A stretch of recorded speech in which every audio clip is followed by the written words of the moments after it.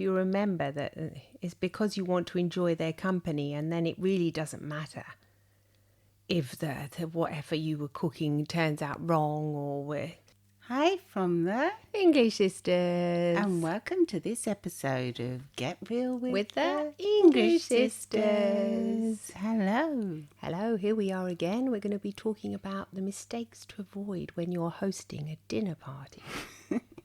Personally, I don't really like hosting dinner parties. We've all been there. But we have to do them sometimes, don't you? Well, some people love hosting dinner parties. I know. It's their favourite thing. Yeah, I think... I like doing it if I don't have to cook. Would you like doing it, you mean if you got a catering and organised everything? I suppose so, yeah. If it was all organised, I got a cleaner, a caterer. The cleaner as well? Oh, yeah. You have to clean those. Yeah, that's the thing is you have to clean everything. I mean, it's quite a big deal, isn't it? It is. But I suppose if we're talking about like now, I'm thinking we've got a party coming up for soon, and there's going to be like 20 people. So that's quite a lot of people. But there are also dinner parties where it's just 4 people, like 3 people. No, I think if it's just a couple of friends, that's yeah. fine. The stress goes way I think down. it's when it's like a few people.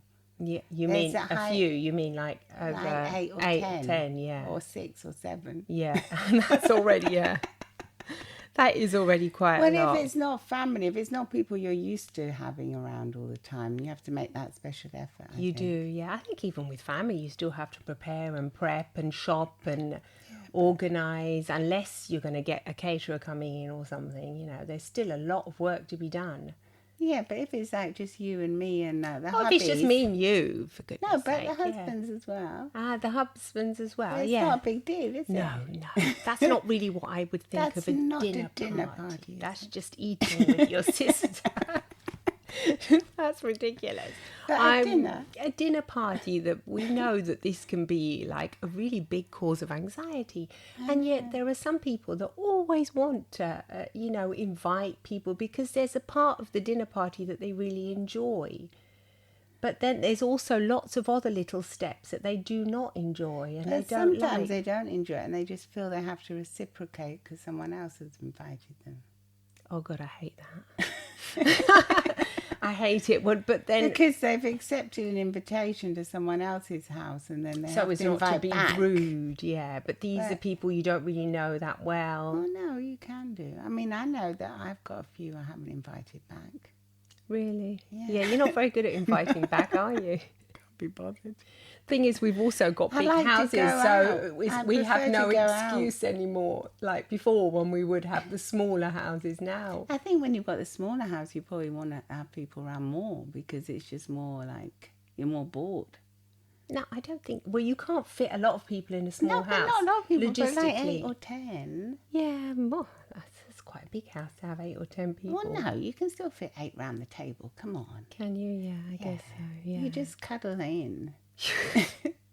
Remember when we had the small apartments, we used to fit loads in. I guess so, yeah. They but would 8. Just sit around. No, I'm thinking like now, these 20, there's no way they would fit. Not 20. No, not 20, no. That's exaggerated. Yeah, well, no, it's when the families start coming with the children and, it gets bigger. They get bigger. But they just kind of sit on the settee, They spread out. They spread out, yeah. So, okay, so what's... It's not a dinner party then. It's a dinner party officially is sitting around the table and having dinner.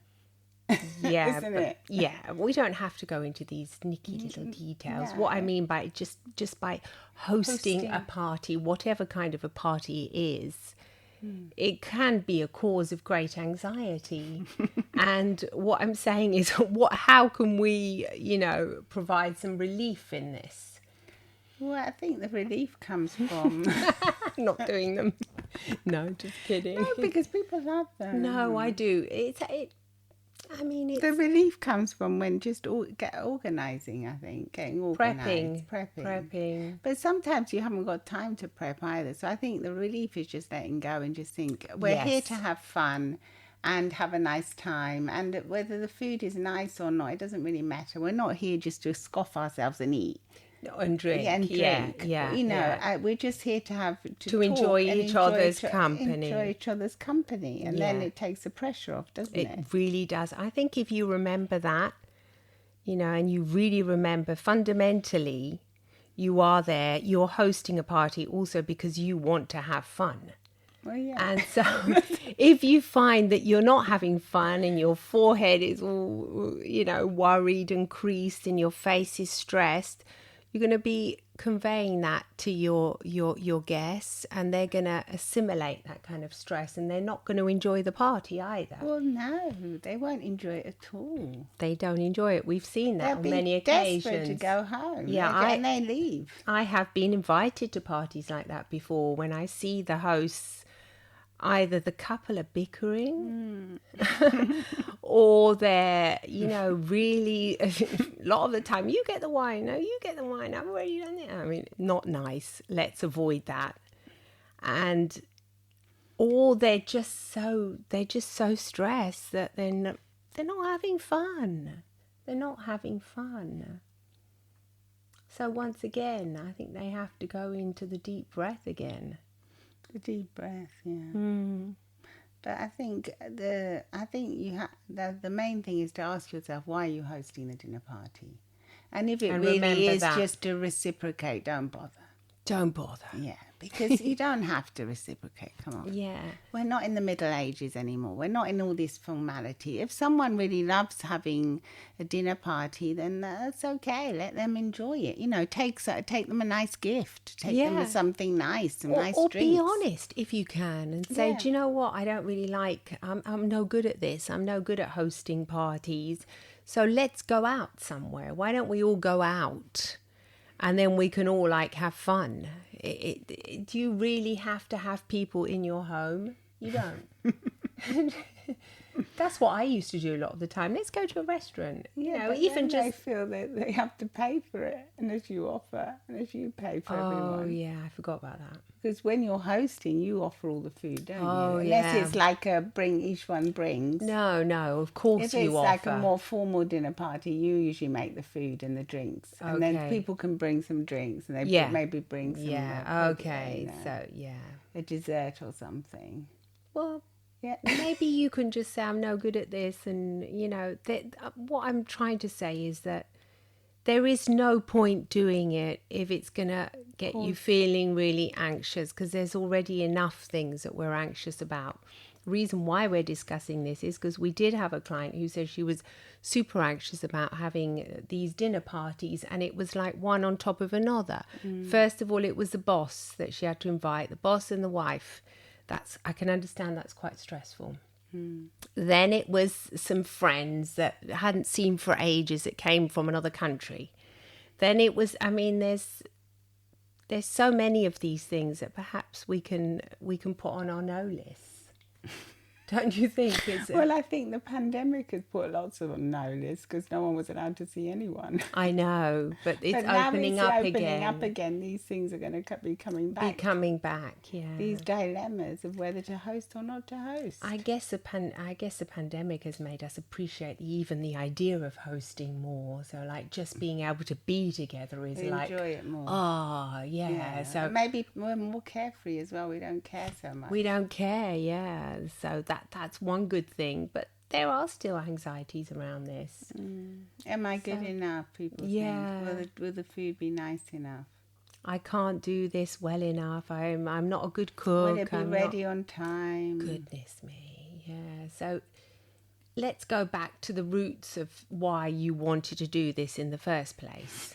And if it's because you're forced. If it's any comfort, I don't host dinner parties very often. No, you don't. Unless it's family that comes over, but then I don't really consider it a dinner party because when the family come over from England or anything, it's just having family around. It's not a dinner party. But I do see you get stressed because you would tell me, you would say, oh, I don't know what to make for tonight. I don't know Obviously, what to make, but it's not like, it's still really, still family, you know. Yes. You know them. You can say, look, this has turned out wrong. It's not like having someone that you, like what you said, the boss over, someone that you maybe don't know very well, you're not that confident with, or having friends over. I would hate that. For having acquaintances over that you haven't really met and that you want to kind of impress. Yeah. It's not the same. It's not the same, no. No, it's different. And they've all seen your house and everything. It's not as if you have to feel as if you have to show a lot of the stress is clean. Everything has to be spotless. Yeah, that's a big stress as well, because you think, gosh, everything, the bathrooms. You have to go around, you have to kill yourselves cleaning. Yeah, so it's such hard work. It's such hard work, and then you are expected to be, hey, hello, you know, lovely smile. But then what often happens is, as soon as everyone leaves, you close the door, and then the frumpy face comes back, and you might start arguing again with whoever you live with or whoever. So you didn't pull your weight. Yeah, I don't know. I suppose really, ultimately, the mistakes to avoid are, what could we say they are? The mistakes to avoid hosting a dinner party in the first place, unless you really want those people to come to you and you appreciate their company. Otherwise, I would say avoid having them round. Well, yeah, because you can eliminate a lot of your stress. I mean, like what you said before, there's so much stress already in our lives. We don't need this. There's so much anxiety. We don't need this. If we want to have an evening of fun, let's go out and have fun with friends. Let's go to a bar, a pub, a restaurant. Yeah. And just all get together and not have the pressure of having to have everything perfect at home, if that's how you are. If you're, on the other hand, if you're really casual about it, you enjoy all the preparation and all the getting ready for it, then that's fine too. Yeah.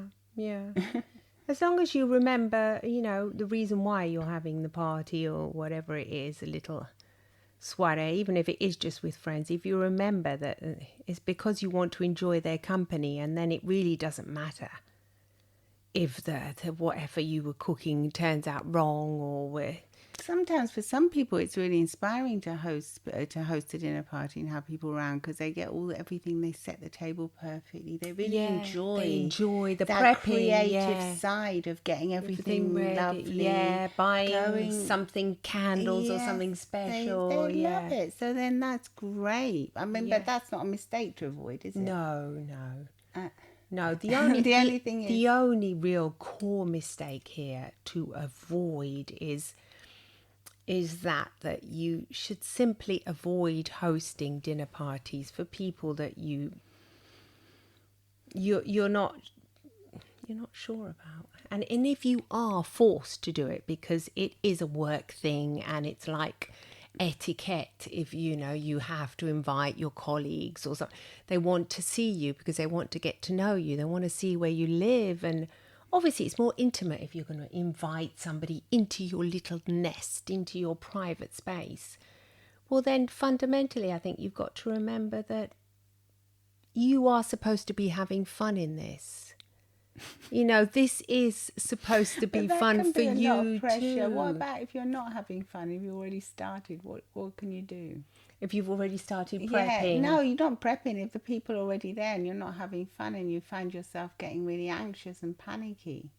If you're anxious and panicky, I think you just have to go into a little space of your own, and bathroom, wherever you've got, and just take a few deep breaths and just take those 3 breaths and go back to the roots of your very self, and understand that you can calm yourself really quickly by breathing. And breathing in gently, and then also remembering that it's okay, it's okay to feel this way, because so many of us do when we're having in these situations. Yeah. And just take a deep breath and just gather yourself, and then just say it'll be okay, because most people are in the same predicament as you when they host their own dinner parties. Exactly, yeah. Most of them are stressed. I've seen loads of them. In the end, they end up drinking too much wine, and you think, why are they drinking so much wine or something? And then, of course, I always think it's probably because they're trying to alleviate. So they're self-soothing in some way that's probably not productive, because in the end it doesn't turn out that well if you end up drinking too much and you're the one hosting the party. you end up forgetting about your guests. There's no...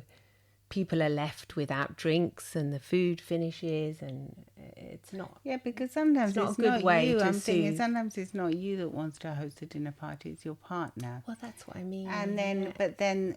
You do it anyway. No, it may be your partner, but then your partner doesn't pick up, they don't pull their weight. No. So when they don't pull their weight, then it makes you feel bad, and then you get stressed, and you feel as if you're more like, if you're the one that usually does do all the heavy lifting, you're going to feel responsible for doing it, and then there's going to be all repercussions. So then in that case, I would just say no, and just put your foot down. Put your foot down right at the very beginning. Remember how you felt last time you did it, and remember that wasn't good for your mental health. Hey, sometimes you just got to say no. I mean, mental health is so important. Why are we going to put ourselves through those kind of things that are then going to cause anxiety? I mean, if you're going to have anxiety, let's have it for something that's really, really worth it. If you are going to keep it for a while in your body. Otherwise, we can release. We can release and say no. Say no. Absolutely. Say no to dinner parties if they get you stressed, and say yes if they make you smile. Exactly. What do you think? Do you like hosting dinner parties? Have you ended up at the end of the evening having a squabble with your partner? Yeah. And a big row? Or do you end up laughing and dancing together? Yeah, oh, that's the best. That's the best. That's a happy... Let us know. Let us know, yeah. Please follow us on Apple Podcasts, Spotify, or wherever you get your podcast. And remember to come and see us on YouTube too, as we do post a video of this podcast. You can see us there. Thank you so much for watching and listening. Remember to share with your friends and help us grow. Thank you so much. Thank you. Bye. Bye. Lots of love and smiles from the English Sisters. Bye-bye. Bye.